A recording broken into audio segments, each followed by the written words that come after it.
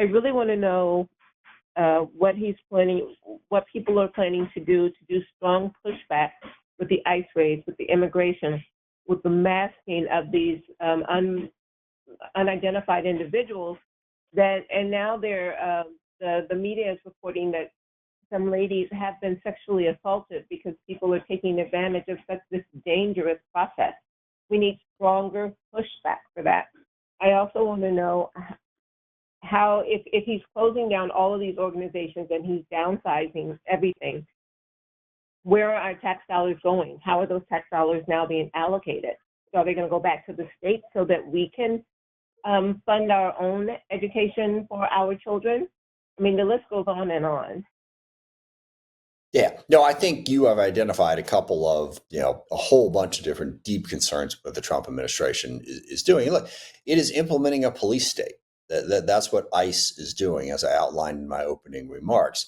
So I'm speaking out as aggressively publicly as I possibly can, and also trying to lobby people to grow our support and opposition to these actions. That's why I say, whether you're a Democrat, Republican, whatever, you should not want the federal government to have police state powers over your individual liberty and your individual freedom.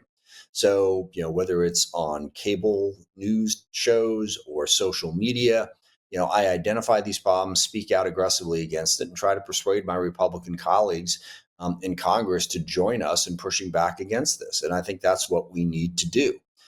As far as where the dollars are going, the president funds some programs and doesn't fund others. Now, keep in mind, 71% of the budget is mandatory spending, primarily Medicare, Medicaid, and Social Security. So that happens.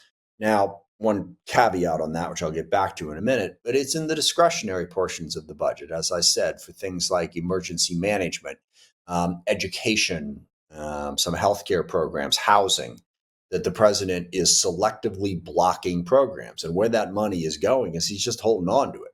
And also, there is an incredibly partisan approach. There were floods in Texas. The federal government did release emergency funding for that. There were floods in Maryland, and they didn't. The president blocked that.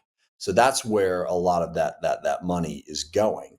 So, look, the way they're handling this right now is very, very troubling. And back to the mandatory portion of the spending, they are making it more difficult to claim your benefits.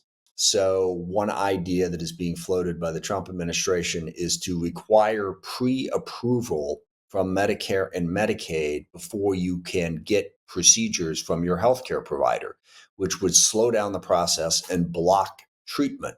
So I signed on to a letter with a group of other members of Congress. People will die behind that type of legislation. 100%. It's not legislation. It's executive action. The president does not have the legal people will die behind that type of executive action. Absolutely. Yes, they will. And I think we need to speak out aggressively and publicly about it, which I have been doing since, the day after President Trump got elected. And we have got to build a strong enough coalition to turn this around and stop it from happening.